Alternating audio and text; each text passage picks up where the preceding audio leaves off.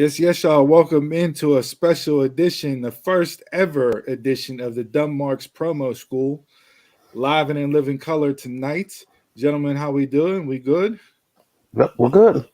Good. All right. Well, we ain't gonna waste no time. We're gonna get right into it tonight. Our special guest tonight, you'll see him upcoming this Saturday, March 19th, at Marx's Court Time in Elizabeth, PA, at IWC's 21.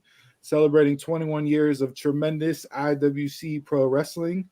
The best thing to happen to pro wrestling since professional wrestling happened. Multi-time champion, the red-bearded man himself, Jack Pollock. Hey, what's up there, guys? Here he is. Red beard. I mean, there's red and salt and pepper in there these days. Well, we stick strictly with the beard. I try to keep mine low as possible so the grays don't come through. But yeah, my mom hates the way it's going gray on the sides like that. You know, I always joke in my teens how I wanted it so bad. And Brett Favre had that real red and salt and pepper stuff going on. I just want to look like Brett Favre someday with my beard. And here I am, you know, but nothing with it. You know, this is the way God made me. This is how it's happening. Well, thanks for coming on the show. You are our first full interview episode of the Dumb Marx podcast. You are our first guest to get a full length and sit down interview process. I feel like JR sitting down with like Mick Foley and Kane back in the day. Just don't light us on fire. Yeah. On the guy here, you know. I mean, last time I was doing this sort of stuff, I tweeted last night I was drinking beer out of a fishbowl during the pandemic while we were watching classic IWC events. So I'm going to try to be on my best behavior tonight for you guys. Drinking coffee, you know, wide awake, rip roaring, ready to go. So here we go. Well, next time we have you on the show, we'll have to do it live and in person so we can do a beer bong challenge. I love anything that involves beer and chugging as quick as possible. So, we'll do a beer bong or a shotgun challenge. We have the Dumb Marx podcasting championship belt we can put on the line out there. That'd be another title, although one that people probably wouldn't even know exists. But nonetheless, it'll be another title under your belt there, so to speak. So. Yeah, man, again, thanks for coming on the show. We appreciate it. So let's jump right into it. Before we get into Saturday night, and we'll touch on that later on with some of the matches that are happening, you know, bell time, where to go get tickets and all that. We'll touch on that. But just you yourself, you've been in the game for about 10 or 11 years now, trained by Lance Storm, you know, and have been doing your thing. You've been multi-time champion, like I said in the intro. You've been on the PWI 500. Just talk about, you know, your love for pro wrestling. What got you interested in it, and how you decided to make the world into, you know, doing this for a living for the last decade. You know, I mean, it's so cliche to say, but it's probably the same story anyone had. You know, we were all kids at one point watching pro wrestling growing up, you know, and you say, oh, I'm going to be a pro wrestler someday. I'm going to be an astronaut. I'm going to do any of that sort of stuff. And it's a lot of people just go like, all right, kid, like, you know, you're going to have to get a real job someday and all that sort of stuff. And I had an older brother. Well, I have an older brother. I shouldn't say I had an older brother. But I have an older brother. We don't want any premature rest in peace. Yeah. I have an older brother, and he was a wrestling fan growing up. I mean, we grew up in the era of Hogan and Savage, Bret Hart. He's a little bit older than me, so like, he's the one that got me interested. And I'm talking, you know, I'm playing with LJN, the big rubber action figures, the old thumb wrestlers, the old classic WWF Nintendo game, and it's like that. I loved it as a kid, and then of course, I mean, anyone that grew up in that era, definitely, I don't want to say definitely, a lot of people grew out of wrestling when it became kind of lame in like the middle 90s. You know, that weird, not Hogan, not attitude, that new generation era. Yeah. The Duke the Dumpster Drosy era. Repo Man. Maybe not even Dumpster Drosy. I'm talking maybe like 92, 93. The steroid trial, that era of wrestling. Okay. Where it just got kind of weird. You know, and at that point, like life really took over. I was playing baseball, basketball, soccer, all that sort of stuff as a kid. And I didn't have friends that liked pro wrestling. You know, it was like I had friends. We played baseball every night of the week. You know, I mean, I grew up in a neighborhood where it's like we had a sandlot team. You know, like that. So grew out of wrestling, and eventually I can remember my dad flipping around. And it's funny, my best friend, Marcus Mann, we kind of bonded over this. Like, he got back into pro wrestling when Lawrence Taylor came in. Like, everyone's going to judge pro wrestling and talk about, like, what is it, Logan Paul's going to wrestle at WrestleMania, Bad Bunny last year. And you go, like, why would they have these guys on that show instead of X, Y, or Z? And you just go, like, they're trying to reach out to a different market of fans, you know, people that don't pro wrestling. And for my buddy, it's like Lawrence Taylor showed up, and it was, you know, at the Rumble and then WrestleMania 11. And that's what got him hooked. My dad was flipping through the TV, and we're talking 1998, and it's Mike Tyson, and it's like, holy shit, what's Mike Tyson doing, you know, on WWF television? And at that point, the NWO is the coolest thing going. You know, DX is cool, but it's like DX hadn't reached DX level yet. And everyone at school is talking about the NWO. So I start watching WCW. I fall in love with Sting. I thought Crow Sting was the coolest guy going at that point. And ever since then, it's like I've been hooked. You know, it was Monday night. You had Monday Night Nitro for 3 hours. You had Raw for 2 hours. Then you go to that Thunder was on Thursday nights. And then eventually SmackDown comes in the picture. WCW Saturday night. WCW Worldwide on Saturday afternoon. Live Wire, Superstars, Shotgun, and then Velocity. Like, the list goes on and on. Like, there was so much wrestling in the late 90s to watch on TV, and it's like I couldn't get enough of it. And then it's like I got involved in the tape trade business just like everyone else. You know, I was buying off of guys, buying off of eBay, just trying to collect old wrestling cassettes. I mean, I still have a working VCR and probably 300 tapes in my apartment right now. The network really made all that stuff outdated, though, unfortunately. But I mean, just from a nostalgia purpose, just having those. I know Chris on the show, he has a huge collection, you know, of DVDs and tapes, and just, you know, looking at. I mean, I remember going to West Coast Video as a kid. My dad would take me, and it was like seeing the wrestling section and picking out, you know, the best of Hulk Hogan or whatever, Rumble, WrestleMania, or, you know, 2 cassettes. Those were like, that was Friday night. I looked forward to that, man. That was like, that was it. That was the best part of the week. You get out of school Friday, you have your dad drive you, you know, to Giant Eagle or Farmore or Shopping, or, you know, whatever grocery store or video store. Blockbuster had an awesome wrestling collection at that point.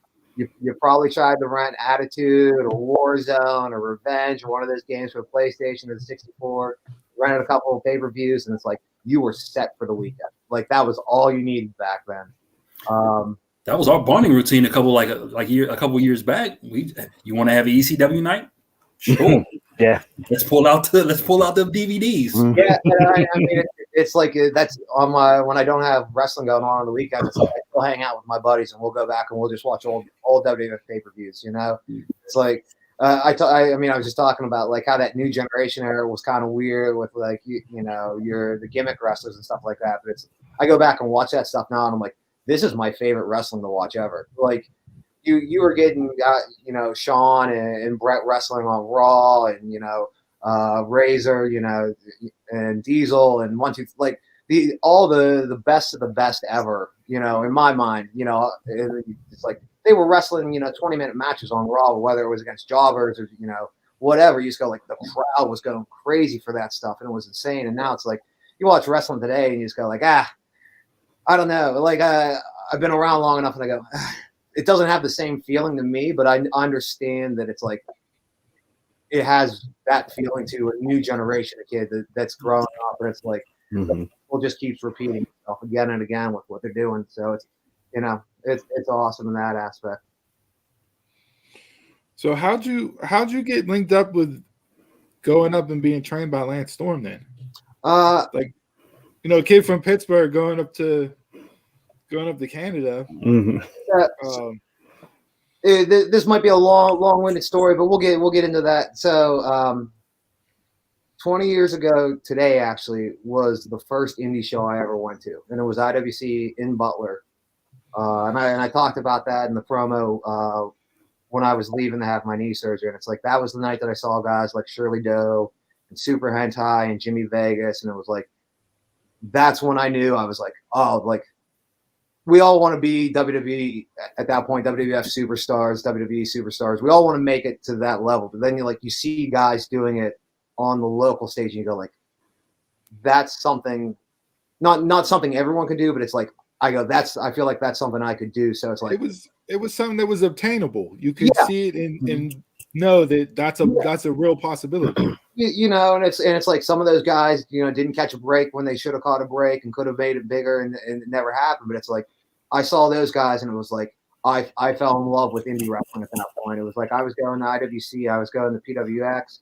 I would drive up to Erie and Meadville for Mad Mars shows and stuff like that. And then it's like I remember I graduated high school, and what are you gonna do now that you're graduating high school? I want to be a pro wrestler. Okay, but what are you gonna do? And so my parents are like, you got to go to college. And at that point, like Lance didn't have a wrestling school. He was still, an active member of the roster for WWF. So I think at that point I was like, I want to go to Shawn Michaels Wrestling Academy. And my mom and my dad are like, you have to go to college first. And I go, okay. So I go to college, do all that sort of crap. I have a degree. So like, thanks, mom and dad. But it's like I go to college, and Shawn Michaels comes back to wrestling, shuts down the school, and Lance retires and opens up his school. And I was like, I mean, at this point, Bret Hart's my favorite wrestler. I'm like, I want to go to Canada and train to be a wrestler. Graduate college, a couple of years go by, and I just go like, it was 2 days after my birthday, and I remember having like this internal conversation with myself, and it was like, you either going to do this or you're not. Like, so like, shit or get off the pot. And I went to PNC Bank, and I said I needed a loan for $5,000. And legitimately within 5 minutes, they're like, do you want that in cash or in your account? And I was like, I don't know how, I didn't have a real credit score or anything like that, but somehow they were like, here's $5,000, kid. And you're like, cool. And it's like, I went and I got a $500 Canadian money order, mailed it away to Lance, emailed him. And there was a point that the class that I ended up going to was completely full. So he's like, you can come in September. And then maybe a week or two later, emailed me back like, someone just canceled. If you want this spot in May, it's yours. I was like, perfect. I'm in. Let's do this. Within a week, I quit my job. I told my landlord I was leaving. Told my family I was leaving. Told my then girlfriend that I was leaving.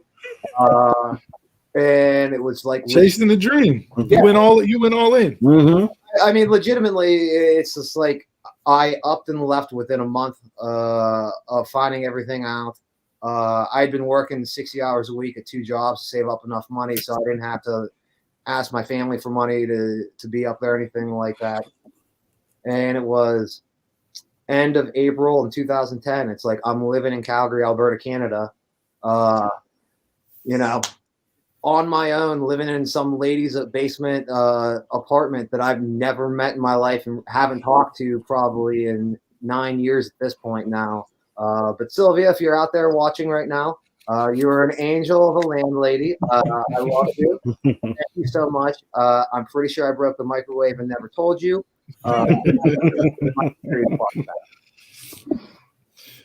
Nice. So, anybody from that class that we would that you kept in touch with, linked up with, worked on later on down the road? From that class, no. That class, I think we started with, it was either 11 or 12 kids. And with wrestling school, like you can either pay for everything up front, or you can pay like on a monthly plan and stuff like that. So like after I got that loan, legitimately, I showed up on day one with the exact amount of money and handed it in cash to Lance Storm's wife.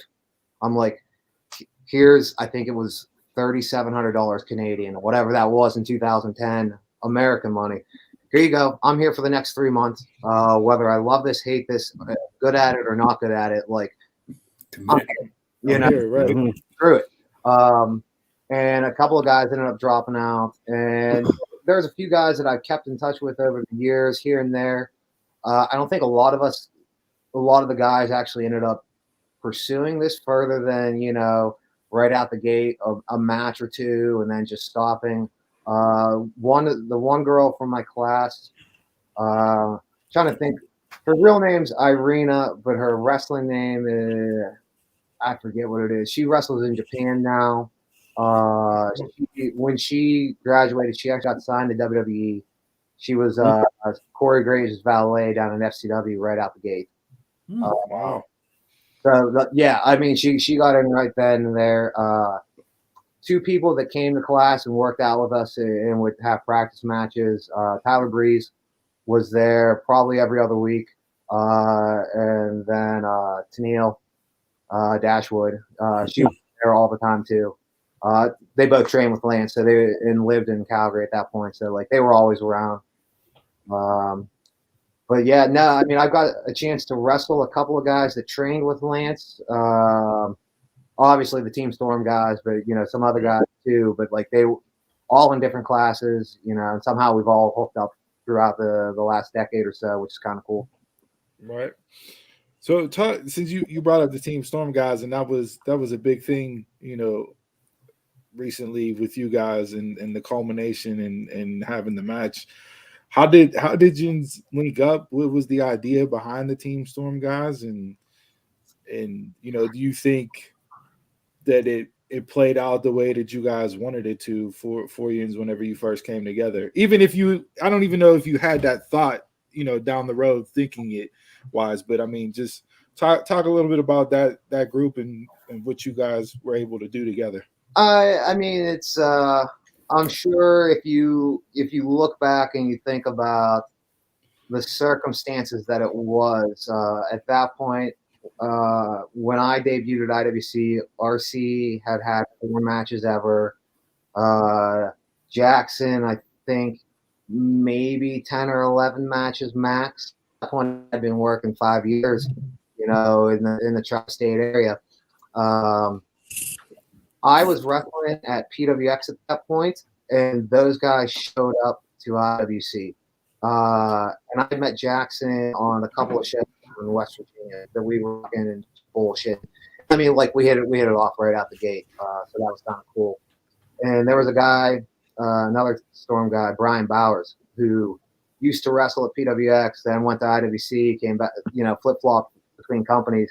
He was at IWC at that point, and he was actually the original leader of Team Storm, if people remember him being a leader for, I believe, 1 show, maybe 2 shows, Matt.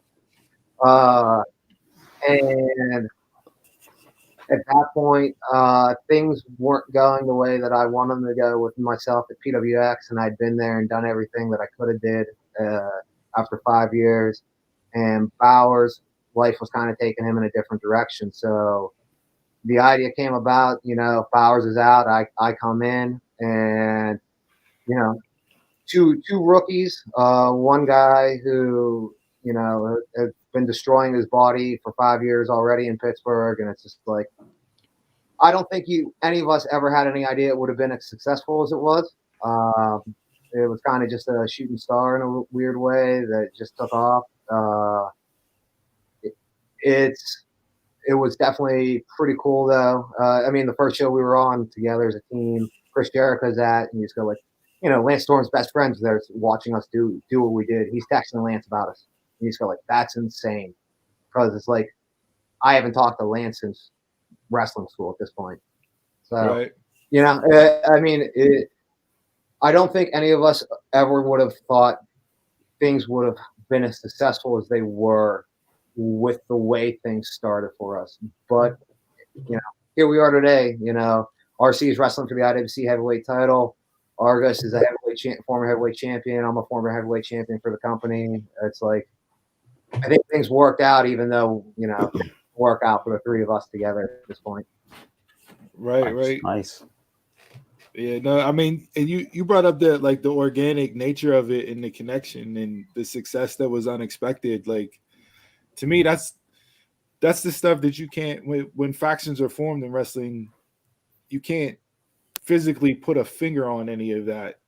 But the ones that get over and work are the ones that have the chemistry and the ability to connect and everything else. And people buy into them individually. And then whenever they come together as the group, they buy into the group as a whole. So yeah, I think, like you said, you're a former world champion. You got another former world champion. You got one wrestling for the belt this coming Saturday. So yeah, by any means, that's a successful faction. I mean, we were heels at that point, bad guys in the company, and it was just like, I feel like people could tell they connected with us because individually we were all unique characters in our own way, but together, like, you could see this dynamic that, like, we weren't just thrown together and you go like, hey, you three, make this work. It was like we were three best friends. It was like, if we didn't have wrestling shows on the weekend, we were hanging out together. We were talking wrestling, watching wrestling.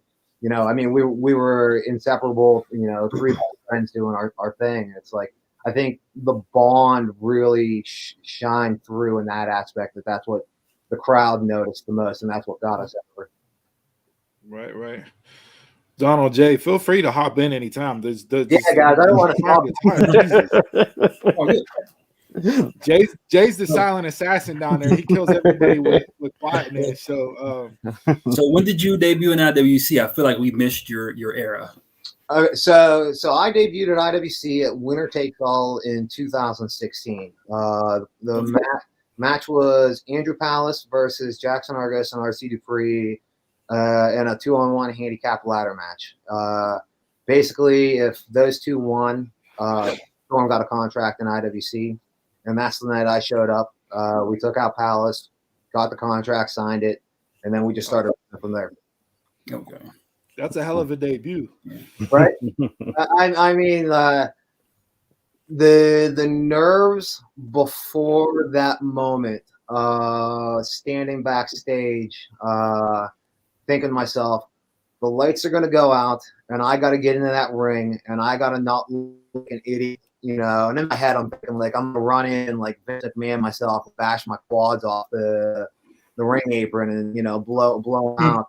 And I'm like, just don't fuck up, just don't fuck up. Like, get in there. It's like just full of adrenaline, and it was just like, I don't think we could have had a better debut for what we needed that moment to be. Nice. Who would you like to work with, present day, that you haven't worked with now, and then somebody from the past? Are we talking currently in the IWC or just in wrestling in general? Or? Just in wrestling in general. Oh boy. I mean, in wrestling in general, like, obviously, like, if I could go back in time, if I could have ever wrestled, you know, Mick Foley or Bret Hart or any of those kind of guys, that would have been insane. I mean, when I got to wrestle Tommy Dreamer, that was really cool for me, being a kid that grew up, you know, just being an ECW guy from the 90s like that. IWC guy, I mean, there's guys in IWC that I've never had the chance to wrestle. Like, I get to tag with John McChesney this weekend, and I've been in one match with him ever, and it was a 6-man ladder match. And I think we may have punched each other twice, and that was it. Like, like there's guys in that company that, like, I've never had the opportunity to do anything with, that really intrigues me for something down the line. I mean, I'm going to wrestle, you know, Elijah Dean, and young, up and coming. He's a hothead, but like he's really good. Like it would be cool to do something with him. There's a bunch of people that I would like to do stuff with before I end up, hanging it up and being the real Jack Pollock and not having to be wrestler Jack Pollock. So how much of Jack Pollock is Jack Pollock? How much of your persona is the real Jack Pollock? I'm a hipster doofus in real life, and I feel like I come off as a hipster doofus sometimes. I don't want to say I'm a drunk because I think that would put drinking in a bad light. I definitely like to party, and so does Jack Pollock, the wrestler. I love a good beer bash in the ring, but I got told I had to stop doing that so much because it was ruining canvases. I feel like there's Jack, the real person, and then there's Jack the wrestler. And Jack the wrestler's just amped up a lot more. Okay, that's a lot of I drank way too much coffee before I got there. And you hear that from all the guys. Stone Cold's talked about it all the time. Stone Cold is, Steve Austin just turned up to 12 or 15. And those tend to be the characters that resonate the most, or the ones that are majority of themselves just amped up. Jericho's talked about it as well on his podcast at different times, that that tends to be the best iteration of the character. And obviously people get gimmicks and everything else that they have to, work through, whether it's debuting wise or whatever. But once you find that spot, that groove where you can incorporate most of yourself into the character, I think that's whenever wrestlers tend to have the most success, whether it's as a bad guy or a good guy. Yeah, I think that comes with just more like experience, getting comfortable with who you are out there. Like, my first 20, 25 matches, I was vanilla, bland, in my head, just going out there saying, "Don't fuck up, don't fuck up, don't fuck up." Didn't care about, how I presented myself, how I interacted with the crowd or anything like that. It was legitimately like, just don't trip over your feet while you're out there. Like, don't make an ass out of yourself. And then it's like, I was working for a company in Ohio, and it's like, I think it was the first time I came out to Huey Lewis in the News. And I can remember, like, I danced to the ring because it was like a Sunday morning at 11 a.m. I was doing it. And it was just like I was exhausted. I just wrestled the night before. And it was, I think, like, that was the moment that, like, something kind of clicked. I think at that point in my head, it was like, oh, I have to be me. And what could I do in public that would embarrass my ex-girlfriend at that point? Like, whatever it was that would make her embarrassed, I thought, that's going to get over with the crowd somehow. And it's like, that's kind of how I got comfortable. Like, if it's something that would have made her go like, "Oh, what are you doing? Like, you're embarrassing me." It's like, oh, someone's responding, so that's perfect. Right. So it definitely takes time for everyone. It took me a long while before I was able to get comfortable with who I am. Cool. You got a question from social media. Oh boy, we got social media questions. Here we go. Thoughts on Lee being in AEW? So I've known Lee since his first day of training. Lee's a kid that anyone who knew him, and I think everyone says this anytime someone breaks out and goes further than where we're at, you just go, I knew that kid was going to be somebody from the day that I met him.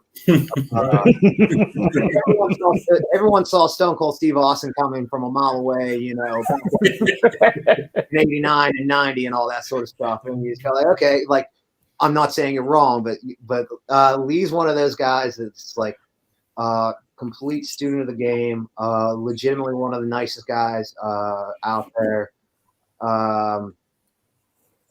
Obviously, technically one of the best wrestlers probably in the world today.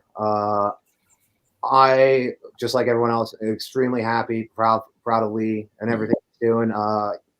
When he came to his last Rise show, I went to, and I said, Lee, whatever you do, just keep being awesome and make me enjoy watching wrestling still.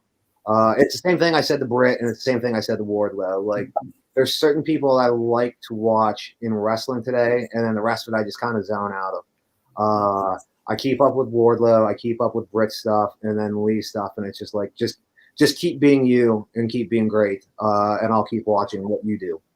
Yeah, you mentioned Britt and Wardlow, and I was gonna bring up Wardlow at some point in time, but since you brought the name up, and you know we're now in the era of Wardlow's world, the 2 out of 3 falls match where you go through the ring and the clip goes viral.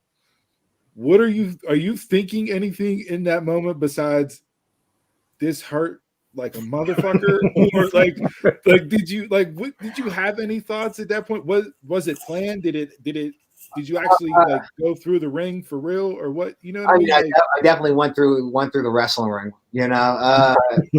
But I mean, it wasn't like set up to where this is the spot you're gonna go through the ring here. Wardlow threw a 200-some pound guy off his shoulders off the top of a 15-foot high ring, and I went through the ring. You know, physics took over. Right? Yeah, right.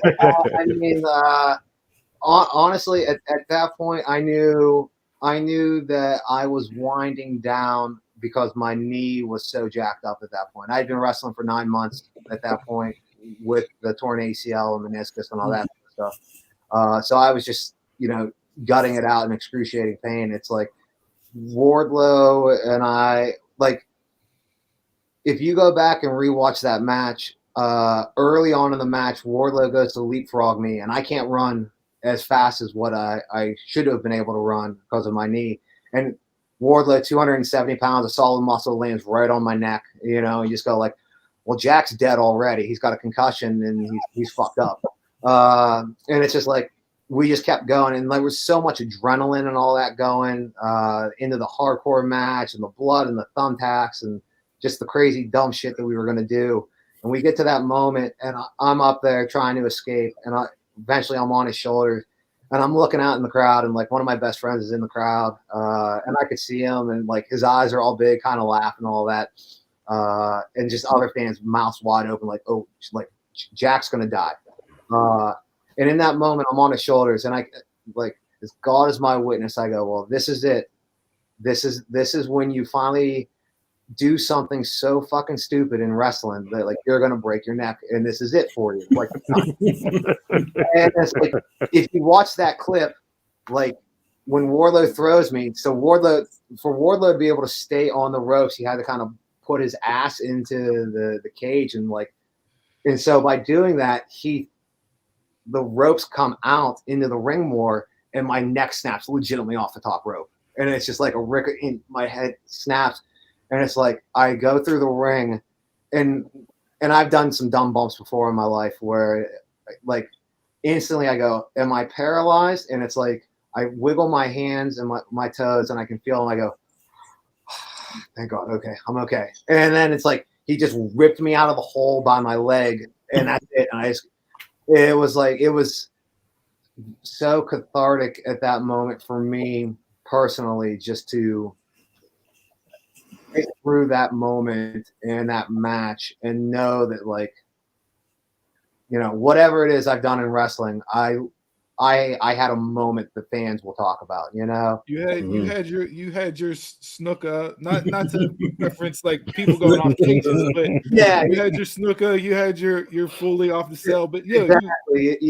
I mean, for a guy who grew up idolizing Mick Foley and all that sort of stuff, like once some of the photos from that match came out, and like the photo of Wardlow on the top rope and me dead in the ring, and then next I found the picture of Foley from No Way Out in 2000, where he went through the ring in Hell in a Cell, and like Hunter trying to kick his arm, and it's like, to have that photo side by side is like, that's so fucking cool, like that's everything to me, because it's like, that's a moment, And in my head, I like, I was talking a little bit ago about like going that first IWC show.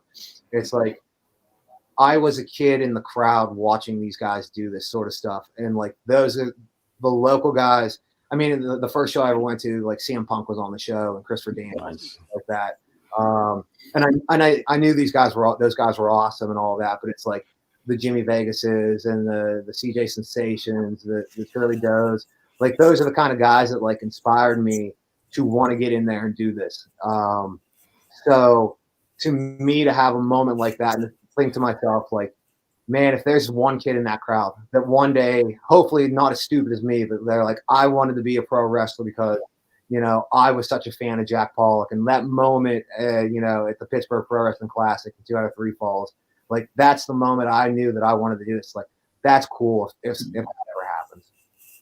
Is that your favorite feud? Whew. I mean, that feud.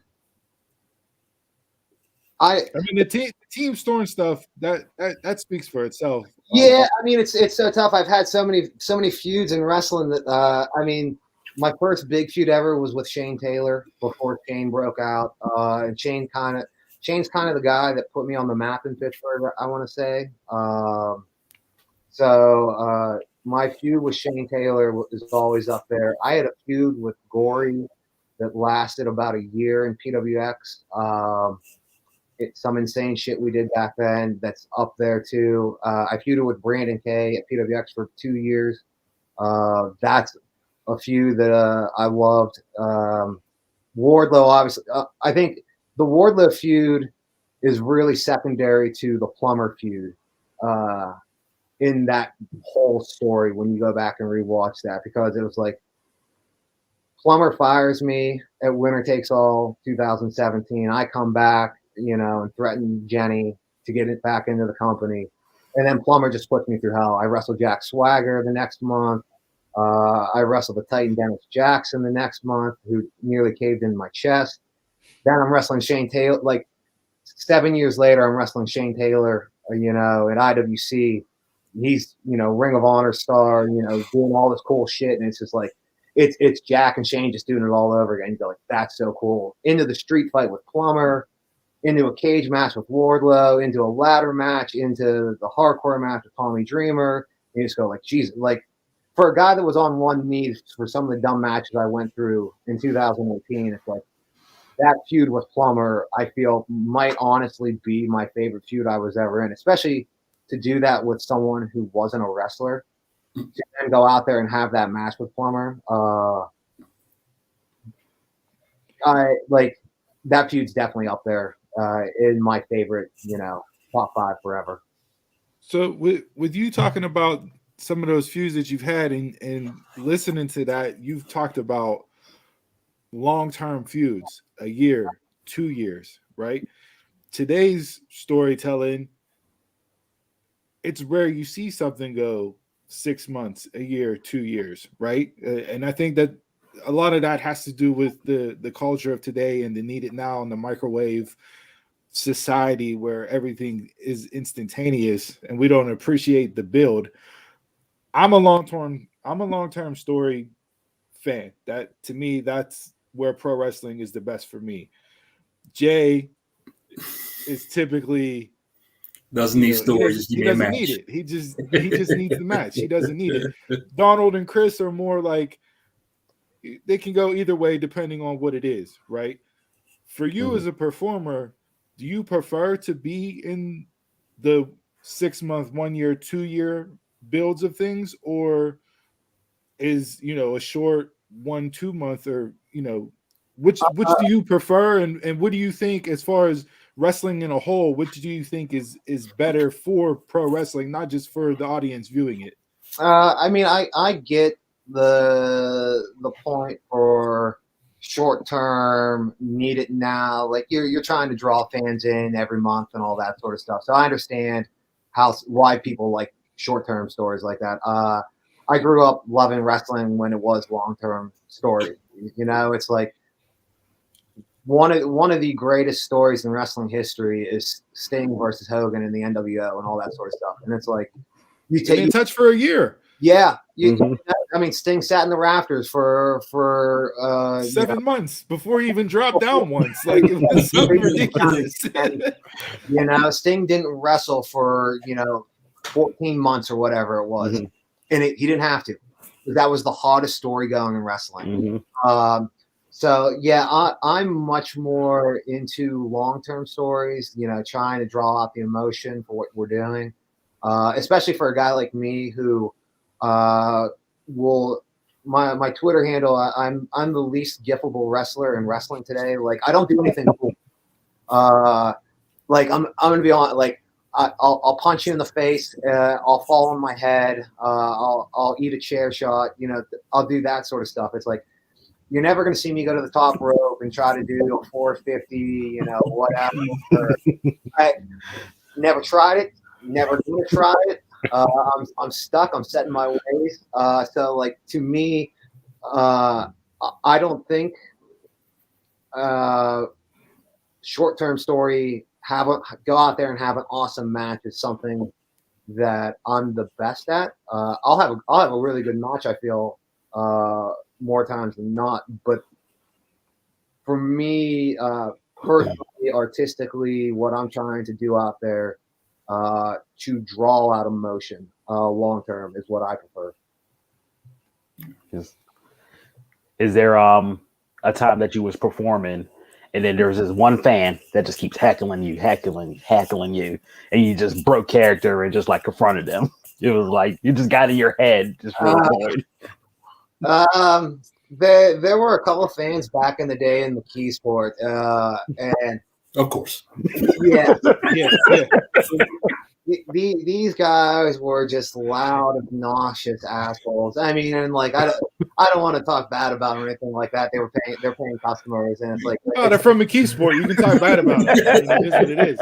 I mean, it's their right. Like I was the same way. Like I heckled Samoa Joe one time at a Ring of Honor show, so like I'm not no better than anyone else. But these guys were on my shit every night I was out there, like just despised me. Because I was a good guy, because at that point, like I was kind of like the Cena of PWX. So like, yeah, we all hate John Cena, so now we hate Jack Pollock. And then I turned heel, and they cheered for me for one night, and then they were still booing me. Like I was never going to be cool enough to them, So it was like whatever. So I'm wrestling a guy one match. And we're out fighting around the crowd, and they're like, "Run him into my boot." Guy sticks his boot up, and he's like, "I got dog shit on my boot." And I look, and he definitely had like shit on his boot. I didn't care, like, because it was just like, "Fuck it, let's just go." So he throws my head into it. Instead of me actually hitting my head off his boot, I just put both hands on his boot and legitimately shoved him out of his chair. And like the other dude sitting next to him, who was always heckling with him, just broke out laughing and like stood up and gave me a standing ovation. And like the guy was fine, thank God, because like obviously like if he would have knocked his head out, like we would have been fucked. But he started laughing too, and it was like after that night, those guys stopped heckling me because like, all right, like if you guys want this to be real, I'll make it really real for you if I have to. Nice. So is fan interaction typically a part of Jack Pollock? I kind of missed that from IWC. You don't get that in the. Yeah, I mean, especially if you would have been around, if you were coming to shows during the pandemic, Jack Pollock was getting beers for like I tagged up again with Jason Tyler against David Lawless and Officer Dan. And I swear to God, I was drunk when I was wrestling that match because I had fans just chucking Bud Lights at me the entire time. Because I was just goofing off before I left for the show, and it was like I tweeted out like Luke Skywalker catching his lightsaber. I go, "This is how I feel every time a fan throws a beer to me." I had fans on three sides of the ring with beers in Brownsville just throwing Bud Lights at me, and it's like. I'm sitting there on the ring just drinking beer, and I get tagged in, and it's just like I'm drinking a beer clothesline. That's tremendous. I'm just like, oh God, I'm gonna throw up because like my stomach was just so full of liquid at that point. I was like, we gotta go, guys. Like, yeah. So I mean, like I like to interact with the fans. As a good guy, I'll be me. As a bad guy, I will definitely be a lot more vocal with fans. I'll say some dumb shit. And anything anything that's going to make me laugh or anyone around me laugh. Usually what I aim for whenever I'm jawing back and forth with a fan. So, do you prefer working heel or baby? And what's the pros and cons to each in your eyes? You know what? I've been a good guy for a very long time. I've been a bad guy for a very, very long time. Both have their pluses and both have their minuses. Honestly, I probably at this point, I'd like being a good guy a little bit more, but I think that's just because I'm a fan favorite right now.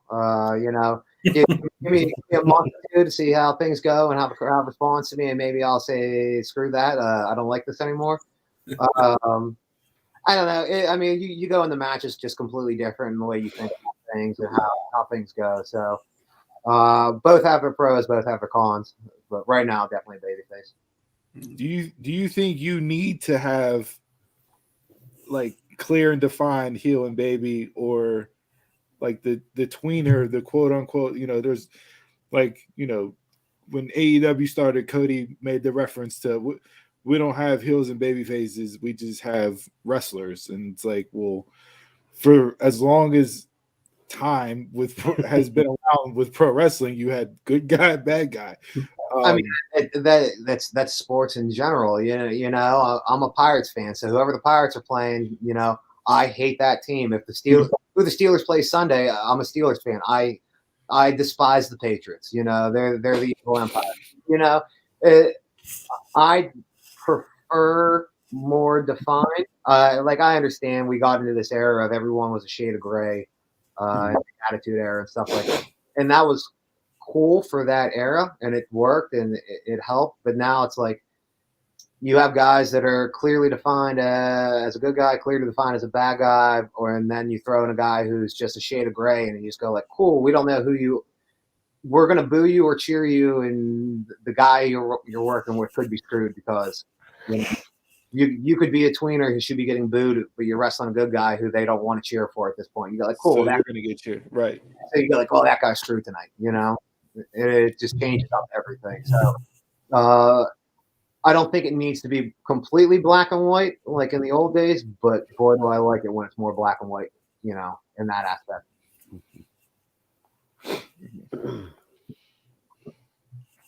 All right. So we touched on a lot. We went through a lot of stuff, covering your career, and you've been all over and wrestled, you wrestled big names, you've wrestled rookies, you've done it all as far as in-ring work goes.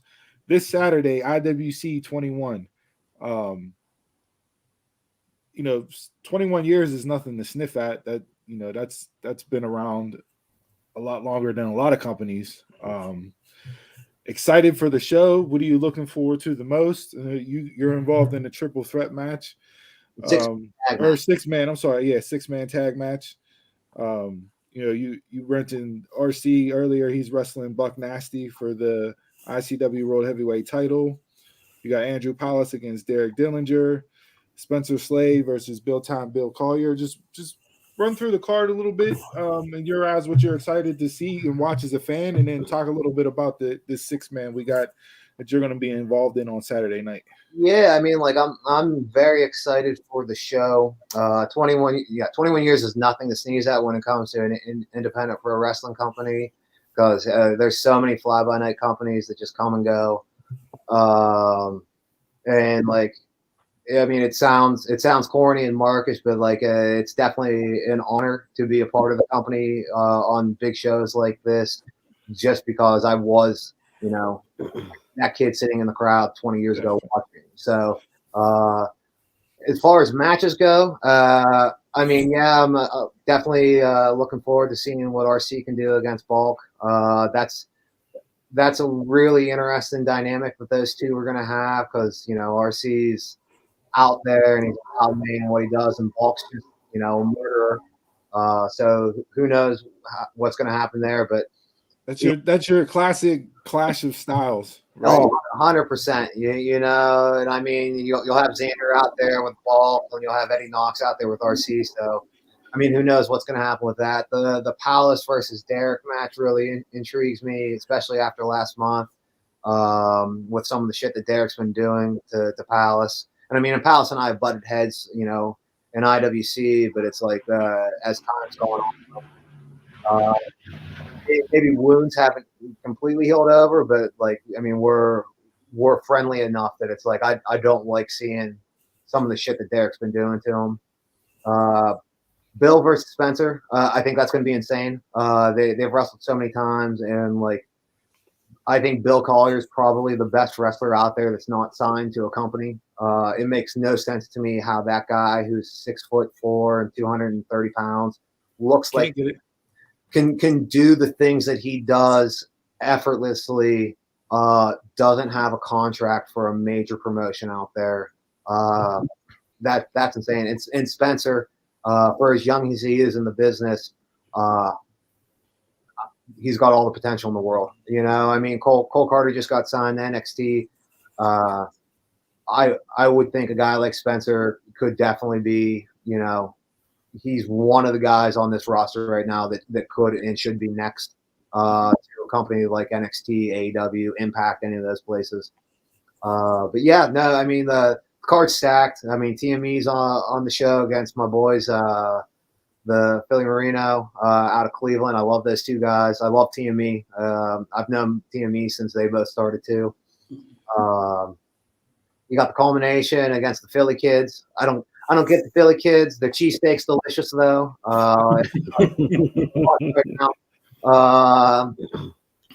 And then let's see what other matches. The Yellow Shave versus Queen Aminata match. That's definitely interesting. Aminata hasn't been around since, I want to say, maybe early this past year. But yeah, I mean, the card stacked up and down. Looking forward to everything we got going on. Nice. Bell times 7 p.m. Saturday night in Elizabeth, Marx Court time. Where can we go to get tickets? You go to IWCWrestling.com to get tickets. You can buy them there. You can definitely buy them at the door. With the way the world's been, I mean, like, court time's a hard building to sell out in general. I mean, we've had probably 700 plus people at some of those shows. But just how the world's been over the last 2 years, like, wrestling shows aren't drawing crazy, ridiculous numbers, but like, you can get tickets on the website. You can get tickets at the door. You can do whatever. All right. Donald J, any other questions here before I got a special Pittsburgh edition rapid fire to end the interview with here. Get some thoughts on Jack's Pittsburghese, so to speak. But what else? Any other questions you guys got for Jack before we get into that? I got one. Favorite IWC wrestler of all time? Definitely Jimmy Vegas. I actually texted Vegas earlier. I have a picture of the flyer from that show from 20 years ago. So it's like I texted him that, and then he told me it was actually 4 years before that. Today was the same day that he started training to be a pro wrestler.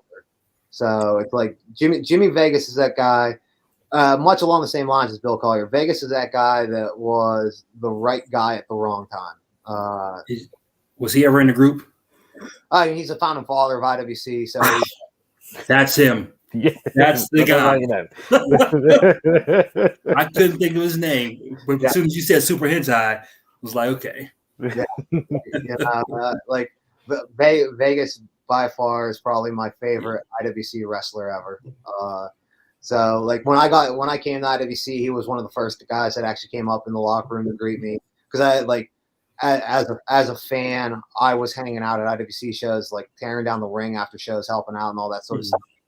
We're talking 15 years before I ever even got into the company, and so I got a chance to talk to Vegas and hang out with him a little bit back in the early 2000s. So for him to remember me and welcome me in, and then for he and I to get to do what we did a couple years ago before the pandemic started was real cool for me. I'm sure it was cool for him too, even though he just beat the shit out of me.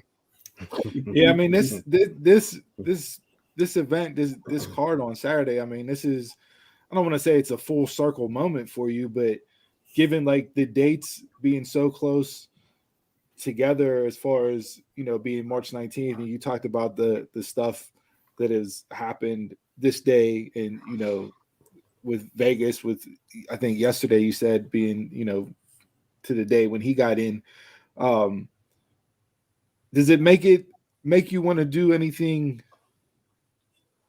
more? Like, is this one more special to you than other ones in the past, given the proximity to dates that are historically relevant in your wrestling career? I mean, anytime I get to work for a company on one of their bigger shows, an anniversary show, you know, anytime I've been on Super Indie or Winner Takes All, or to main event the Classic the first 2 years we had it, it's like those are all real special to me. I mean, the only thing that could have made this upcoming show more special is if I could have wrestled Sandman. Like, to have been there when he wrestled Vegas 20 years ago in the main event at IWC. If I could wrestle Sandman this Saturday coming up, it would have been insane. But I don't think he's actually doing it anymore, unfortunately. Because he's definitely a guy that if I had the chance, I would love to do dumb shit with Sandman. That would, I don't know how much wrestling would actually be done. There'd be a lot of beer drinking. That would be more of a chugging contest than a wrestling match. At this point, I feel like that's my favorite kind of match to have. Absolutely. Donald, you got anything else here? Just a life question. Are you a gamer? And if you are, what's your favorite games? So I have a PS3. The hard drive fried in it a few years back, and then randomly it started working again over the pandemic. So I was playing a lot of MLB The Show 2013. I went back and won the World Series with the Pirates like we should have that year. But I'm definitely, I plan on getting a PS5 whenever I can find one that's not going to cost me an arm and a leg. I mean, all the Batman games are sick. The Spider-Man game is awesome. I play my little brother Switch all the time. I'm trying to get him to get Mario Golf, but he won't get it because he won't play it. He knows I want to play it, and I'm not pay for it. Because like I would love to get a Switch, but at the end of the day, like when it comes to a Switch, it's like I'm just playing Super Nintendo and Nintendo games. Like, Yep. I'd rather play the good games than like a lot of the new stuff that's going on out there. Other than that, I'm definitely hooked on online blackjack right now. I definitely just lost $25 before I logged on.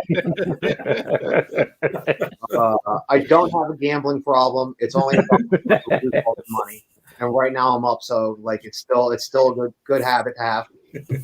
Hey, when you're up, you're up, right? Exactly. You know, and when I'm in the red, then I officially have a gambling problem. I will be contacting one kind of gambler or whatever the phone number is. Whatever the number is, yeah.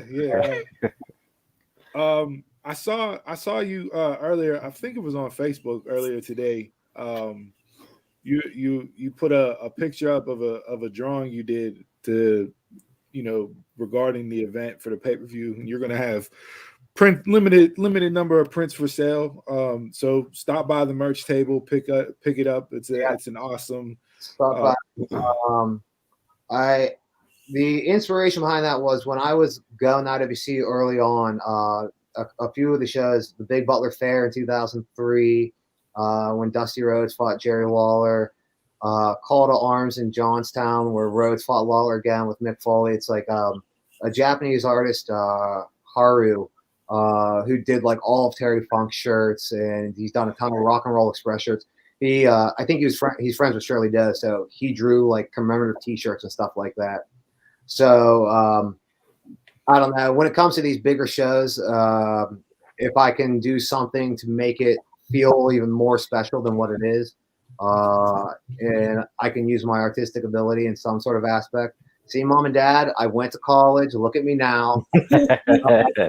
So yeah, I drew that poster. I'll be selling it at the merch table. I got a few T-shirts out there, and a new design that just came out last month. 8x10s, all that sort of junk. Stop by. We'll make a deal. Spin the wheel. There you go. Make the deal. Nice. Spin the wheel. All right. So to wrap up, like I said, I want to hit you with a couple rapid fire Pittsburgh Ease edition questions. We normally play on the Saturday show. We normally play a game called One Gotta Go. where we throw up 4 options from whatever subject topic we want to talk about, and we argue and debate which one of those 4 got to go. But instead of doing that, I'm just going to give you rapid fire here with a couple questions, get your opinion. Feel free to elaborate on any of these if you want. Donald J., if you guys want to chime in on any of these, feel free to give your answers too afterwards. So, all right. Pittsburgh E's rapid fire edition with Jack Pollock. Turner's Tea or everybody else? I don't even know if I've ever drank Turner's Tea.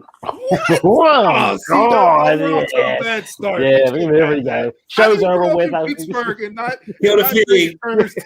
Go home. If I'm gonna drink tea, I'm just like, just give me green tea. Or give me like an. I'm cool with just like plain. Man, we're not off to a good start. No, we're not. Jay's gonna rub that in on Saturday. Oh yeah. All right.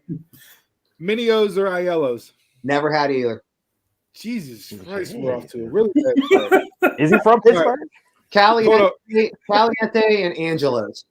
Okay, so you're okay. Okay. All right. So out of those 2, given your neck of the woods, what do you got? I feel like there's probably Caliente for sure. They probably have a stool that they have bronze for me. I'm there so much drinking beer and eating pizza. All right. Permanis, overrated or underrated? Underrated. I love Permanis. Permanis is great when you're drunk. Permanis is great when you're sober. And let me tell you, not just the sandwiches, the wings, and the pizza. Pizza's very underrated. It's very good. Pizza is grossly underrated, and it's is. Yeah. Yes, it is. All right. Favorite Kennywood ride? Boy, I haven't been to Kennywood in like 20 years at this point. Shit. I mean, I got a twin sister, so I always liked riding the racer, competing with her. I was never a big fan of like the Steel Phantom because I don't like roller coasters that go like click, click, click, click, click real quick. Like that shit just goes. Time to be scared. Let's just go. Like the top speed dragster that was at what was it, Cedar Point? Cedar Point. Yeah. Crazy roller coasters like that. I love anything that goes super slow to start. Screw that shit. I don't need that. Laser loop. Yeah, laser that loop. thing never worked. That ride never worked. When you with the racer with your sister, were you the guy standing in line watching because it was you could figure out which one was going to win each time. Were you the guy watching so you knew? You the edge. You know, I don't think I went to Kennywood enough times in my life to actually figure that out until later on. So whenever we would ride, it was just like I'm on the blue or the red, like whatever it was. You know, it was just like we jump in as long as I could get on one and she was on the other. All right, and then lastly here, you brought him up earlier. You got a hat in the background. How the fuck do we fix the Pirates? We continue to suck for another year or two. We make sure that we keep Brian Hayes and Brian Reynolds, unless we can get a sweet deal for Brian Reynolds, I think. And then we just hope that O'Neal Cruz and the young guys that we've been picking up through all these trades actually work out. Look, I'm just happy baseball's back. We're going to suck. We're going to be terrible. I probably can't name more than like 5 Pirates at this point, which is crazy because like I was going to games in the shittiest of shit times in the early mid 2000s, 25, 30 games a year back then, watching Ian Snell and, Tom Gorzolani and those guys. Yeah. All we can do is hope for hope that 2020 hope for hope. That's the new slogan for the Pirates. Hope for hope. Hey, we're a small market team. We can say the owner's cheap, but like, no, it's the same way. Look at what Oakland's doing right now. They just traded Matt Olson. Tampa's done it right somehow in that crazy ass division with Boston, New York, and then occasionally Toronto and all that sort of stuff being awesome. Somehow Tampa's figured it out. Oakland figures it out like every 2 and 3 years. You're like, well, Oakland's really good again. That's crazy. And then the rest of the small market teams just all suck. And all you can. You had Kansas City in there for that brief little, and they won the title. Yeah, I mean, here's the thing: Kansas City won that title. They went all in and they won it, and now they're like as bad. They've been worse than we've been since. And sure, they got that title, which is awesome. And to me, at this point in my life, the Penguins and Steelers could lose every game the rest of my life if I could see one World Series. I don't give a shit about hockey and football at this point, comparatively to baseball, because I've seen Super Bowls and Stanley Cups. But it's just like we can all bitch about not going all in 13, 14, and 15, but it's like I don't know what anyone who we could have picked up in those years that people would have said, oh, that would have put them over the hump. That would have put them over the edge, yeah. We picked up guys. We picked up Martin Bird, and we picked up Morneau 13, and Bird was awesome, and Morneau was solid. And the only thing that happened was we ran into the best pitchers in baseball in the Cardinals, and Wainwright and Walker and Carpenter. And then in 14, you run into Madison Baumgartner. We get screwed again, and he goes on and wins the World Series, wins the MVP. That the next year you run into Jake Arrieta, who – don't tell me that dude wasn't using spider tack before we knew about spider tack. Spider tack, yeah. I'm just saying a journeyman pitcher that should have been out of the league somehow becomes the best pitcher in baseball history for a half a season. How's that happen? Plus, like Joe Madden's an asshole. After the broke Jonko Gung's ankle, and that after saying, "Oh, he just has plantar fasciitis." Like, screw that shit. You're an asshole. You deserve to get fired. I'm now. I feel bad for Ohtani and Trout. They're never going to win because Joe Madden's a piece of shit. Black and white. But you're good guys, bad guys, and Joe Madden is your classic heel, and I hate his guts. He's like that to me.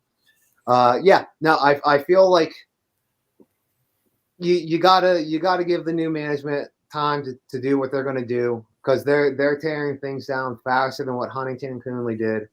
And when Huntington and Coonley did it, we had 3 of the best years of our lives as Pirate fans. And it was everything. It was.